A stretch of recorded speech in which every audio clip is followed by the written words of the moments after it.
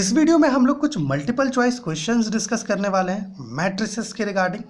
देखिए ये पूरा जो क्वेश्चन यहाँ पर लिया हुआ ये सारे बेसिक क्वेश्चन है।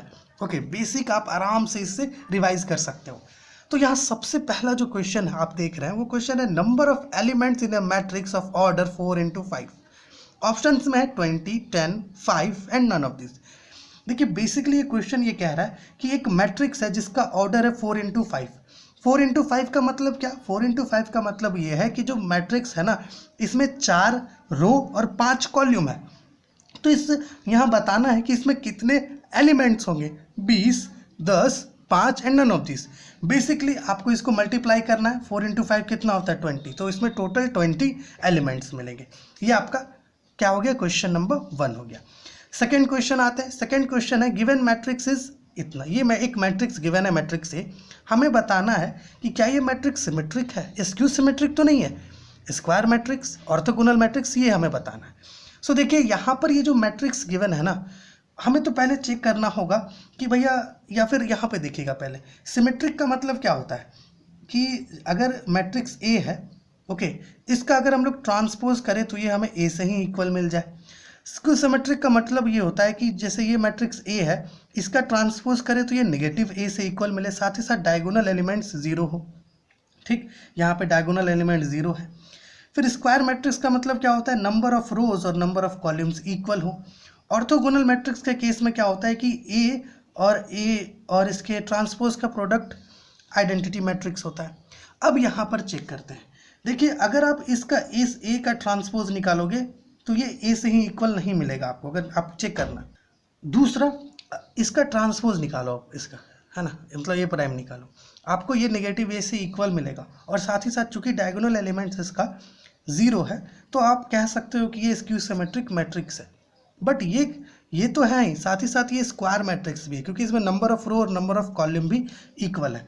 अब बात रही ऑर्थोगोनल मैट्रिक्स की, तो आप प्रोडक्ट करके देखना मैट्रिक्स से और इसके ट्रांसपोज का, वो यूनिट मैट्रिक्स से इक्वल नहीं मिलेगा। तो इस केस में आपका ये जो गिवन मैट्रिक्स ए है ये स्क्वायर मैट्रिक्स भी है और स्क्यू सिमेट्रिक मैट्रिक्स भी है। अब आते हैं थर्ड क्वेश्चन पर। देखिए थर्ड क्वेश्चन क्या है, let A be any square matrix. अपने पास ए एक स्क्वायर मैट्रिक्स गिवन है and determinant of A is equal to 0। Okay, ये एक बहुत इंपॉर्टेंट पॉइंट है कि डिटर्मिनेंट जो है वो 0 से इक्वल है। Then which of the statement is correct. यहाँ पे 5 स्टेटमेंट है जिसमें से 2 तो आप देख ही रहे कैसा है। हमें बेसिकली बताना है कि इनमें से कौन सा स्टेटमेंट करेक्ट है। तो सबसे पहली बात ये है, सबसे पहला जो स्टेटमेंट है वो है ए इज सिंगुलर मैट्रिक्स। अब देखिए सिंगुलर, कोई भी मैट्रिक्स सिंगुलर है इसका मतलब क्या होता है कि उस मैट्रिक्स का डिटर्मिनेंट 0 से इक्वल होगा और ये गिवन भी है।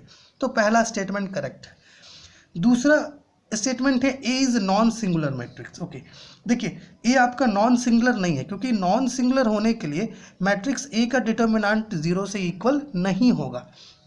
तीसरा, इनवर्स ए एग्जिट्स, मतलब यहाँ पे आप ऑफ कर दो, इनवर्स ऑफ ए एग्जिट्स। देखिए बेसिकली ए का इनवर्स एग्जिस्ट नहीं करेगा क्योंकि अगर मैट्रिक्स ए का इनवर्स एग्जिस्ट करता तो ये नॉन सिंगुलर मैट्रिक्स होता, लेकिन ये तो सिंगुलर है, इसलिए ऑप्शन सी भी करेक्ट नहीं होगा।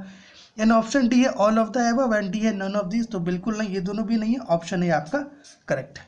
अब आते हैं अपने क्वेश्चन नंबर 4 की तरफ। ठीक है, क्वेश्चन नंबर 4 क्या है, a matrix A will be called as involuntary matrix if. देखिए किसी भी मैट्रिक्स को इनवॉलेंट्री आप तभी कहोगे जब आप उस मैट्रिक्स का स्क्वायर निकाले और वो आपको आइडेंटिटी मैट्रिक्स से इक्वल मिल गया, तब जो है आप गिवन मैट्रिक्स को क्या कह सकते हो, इनवॉलेंट्री कह सकते हो। तो देखो ऑप्शंस में क्या क्या है, ए का कंजुगेट आइडेंटिटी बिल्कुल नहीं, ए का कंजुगेट यूनिटरी मैट्रिक्स बिल्कुल भी नहीं, ए स्क्वायर इज इक्वल टू आई, सो ये आपका करेक्ट ऑप्शन है। अब आते हैं फिफ्थ क्वेश्चन पर। देखिए फिफ्थ क्वेश्चन एक बहुत ही इंपॉर्टेंट और बढ़िया क्वेश्चन है। If A and B are comparable matrix then which statements are correct.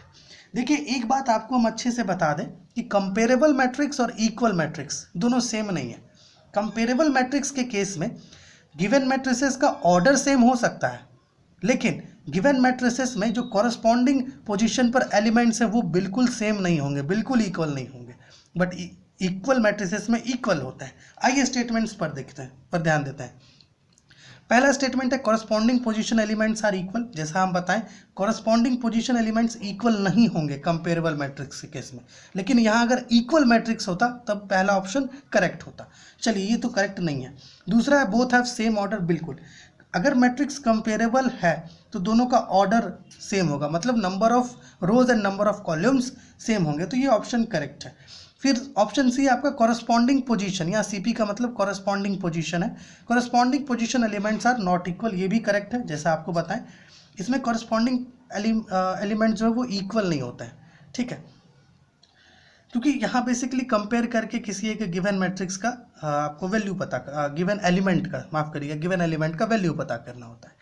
And option D है both have same number of columns and rows. चूंकि अब दोनों मैट्रिसेस का ऑर्डर सेम है तो नंबर ऑफ रोज और कॉलम्स भी सेम होगा। सो यहाँ पर देखिए 3 ऑप्शन आपका करेक्ट है, बी, सी और डी। इस तरह क्वेश्चन मल्टीपल सेलेक्ट क्वेश्चंस में आता है। क्वेश्चन नंबर 6 पर चलता है। देखिए क्वेश्चन नंबर 6 क्या है, एक आपके पास इक्वेशन गिवन है, ओके, इसे सॉल्व करके हमें x और y का वैल्यू निकालना है। ऑप्शन ए है x is equal to 2, y is equal to 4। Option B x is equal to 2, y is equal to 2। Option C है x is equal to 2, y is equal to 1 and option D x equal to 2, y is equal to -1। So let's solve this. ये question को solve किया जाए।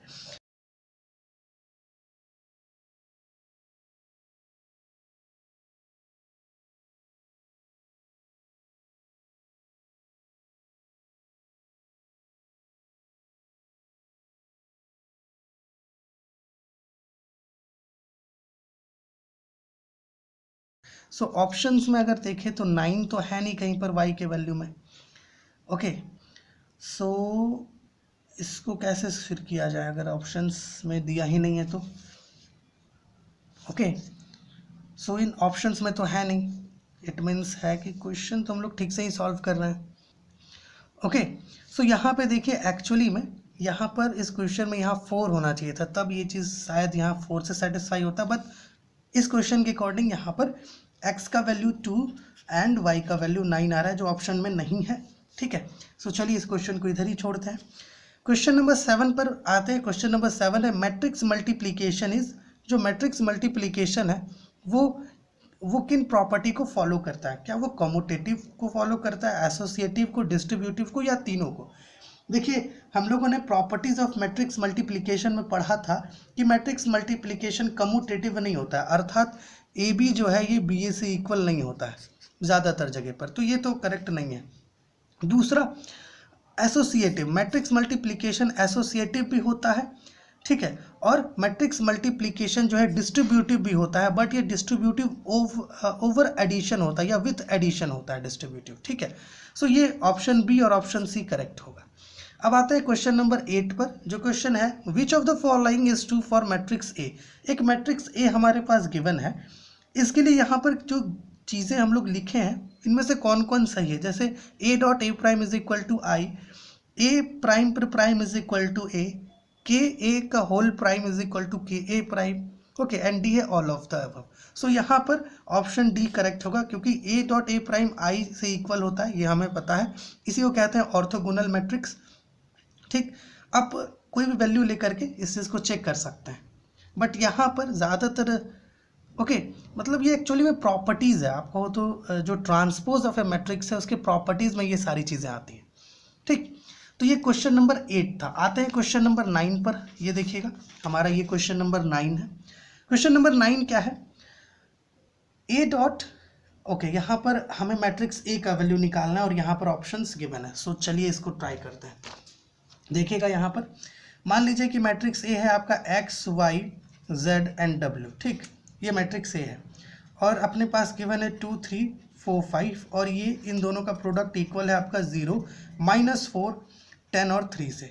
इसको यहाँ पे solve करते हैं। थोड़ा देखिएगा, अगर प्रोडक्ट करें इन दोनों का तो क्या मिलेगा हमें मिलेगा 2x + 4y 2x + 4y 3x + 5y and यहाँ पे आपको मिल जाएगा 2z + 4w and 3z + 5w, ऐसा कुछ मिल रहा है।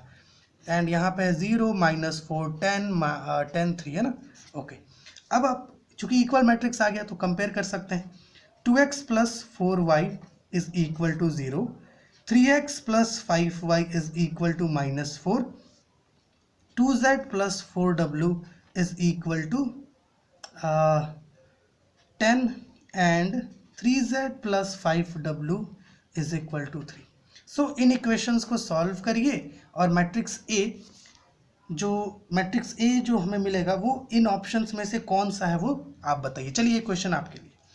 फिर क्वेश्चन नंबर 10 है कि if a matrix has 18 elements then what are the possible orders it have. देखिए हमारे पास एक मैट्रिक्स गिवन है जिसके पास 18 एलिमेंट है। हमें बताना है कि कितने नंबर ऑफ पॉसिबल ऑर्डर्स जो है इस मैट्रिक्स के हो सकते हैं। ऑप्शंस में है 4, 6, 18 एंड 9। देखिए इस चीज़ को करने के लिए हमें ना इसे ऑर्डर में लिखना पड़ेगा। पहले तो इस प्रकार का 1 इंटू 18, फिर 18 इंटू 1, ठीक, मतलब 1 रो और 18 कॉलम हो सकता है, या फिर 18 रो और 1 कॉलम हो सकता है। साथ ही साथ देखिए 3 इंटू 6 भी हम लोग कर सकते हैं ना, है ना, क्योंकि 3 इंटू 6 भी 18 होता है, और आप 6 इंटू 3 भी कर सकते हैं। साथ ही साथ आप यहाँ पे 9 इंटू 2 और 2 इंटू 9 भी कर सकते हैं ऐसा। और कोई है 2 नंबर जिसको प्रोडक्ट करे तो 18 मिलेगा? नहीं ना। सो यहाँ पे कितना आ रहा है? 1 2 3 4 5 6। सो यहाँ पर 6 होगा, ठीक है, 6 होगा, ऑप्शन नंबर बी। अब आते हैं अपने क्वेश्चन नंबर 11 पर। क्वेश्चन नंबर 11 में गिवन है कि if A and B, okay, 2 matrix है, तो हमें बोल रहा है कि इनमें से कौन सा ऑप्शन करेक्ट है। बोल रहा है कि ए बी एग्जिस्ट्स, ओके, मतलब कि किसका प्रोडक्ट एग्जिस्ट कर रहा है, ए बी एग्जिस्ट कर रहा है या बी ए एग्जिस्ट कर रहा है, या ए बी और बी ए दोनों एग्जिस्ट कर रहा है, या कोई भी एग्जिस्ट नहीं कर रहा है, ये हमें बताना है। तो पहले तो देखिए ये आपका 3 इंटू 3 का है और ये आपका 3 इंटू 2 का है, ठीक। अगर आप गौर से देखें तो ए बी एग्जिस्ट करेगा यहाँ पर, ओके, ए बी एग्जिस्ट करेगा। अगर आप बी ए के लिए चेक करेंगे तो बी ए एग्जिस्ट नहीं करेगा, यहाँ पर बी ए एग्जिस्ट नहीं करेगा। सो ऑप्शन नंबर ए आपका करेक्ट है, ए बी एग्जिस्ट, ठीक है। अब आते हैं अपने 12th क्वेश्चन पर। 12th क्वेश्चन है विच of the following is true for a. यहाँ पर एक मैट्रिक्स ए गिवन है, इसके लिए यहाँ पर इन ऑप्शंस में से कौन कौन सही है ये आपको बताना है। ऑप्शन ए है A is invertible matrix, option B है A is singular matrix, C है A prime is equal to इतना, एंड डी है आपका adjoint A is equal to इतना। अब यहाँ पे देखो, सबसे पहले क्या करो, आप इसका डिटर्मिनेंट निकाल लो। डिटर्मिनेंट निकालेंगे तो 14 एंड -12, मतलब 2 आ रहा है जो 0 से इक्वल नहीं है। अब देखो 0 से इक्वल नहीं है, इसका मतलब ये जो मैट्रिक्स है ना ये नॉन सिंगुलर है। अगर ये मैट्रिक्स नॉन सिंगुलर है तो इसका ए इनवर्स एग्जिस्ट करेगा, मतलब ऑप्शन ए करेक्ट है, ऑप्शन ए करेक्ट है। और ऑप्शन बी करेक्ट नहीं है क्योंकि यहाँ पर मैट्रिक्स से नॉन सिंगुलर आ रहा है। अब बात रही ऑप्शन सी की, तो इसके लिए यहाँ पे इसका ट्रांसपोज निकालना होगा। इसका ट्रांसपोज निकालेंगे तो हमें मिलेगा 2 -4 -3 और 7। ट्रांसपोज भी मैच नहीं कर रहा है तो ऑप्शन सी भी करेक्ट नहीं है। एंड ऑप्शन डी है एडजॉइंट। अब बात है कि इसका एडजॉइंट निकालने के लिए हमें को फैक्टर्स चाहिए, तो चलिए इसका को फैक्टर्स डायरेक्ट पता करते हैं। A11 अगर पता करें, A11 के लिए को फैक्टर, तो इसका को फैक्टर कितना होगा? इसका को फैक्टर आएगा आपका 7 ना, ओके, 7 को फैक्टर आएगा इसका। फिर आपका A12 अगर निकालेंगे तो A12 4 आएगा। A13 अगर निकालेंगे तो A13 आपका 3 आएगा। एंड A13 नहीं ना, A21 होगा ना, और A22 निकालेंगे तो ये आपका 2 आएगा। आराम से आप इसका मैट्रिक्स का ट्रांसपोज करेंगे, ओके। आइए करके देखते हैं। 7 4 3 2, इसका ट्रांसपोज अगर करते हैं तो कितना आ रहा है? 7 3 4 2 आ रहा है ना। इट मीन्स है कि ये इसका एडजॉइंट नहीं होगा। सो ऑप्शन नंबर ए यहाँ पर करेक्ट है। तो चलिए मिलते हैं आपसे अगले वीडियो में।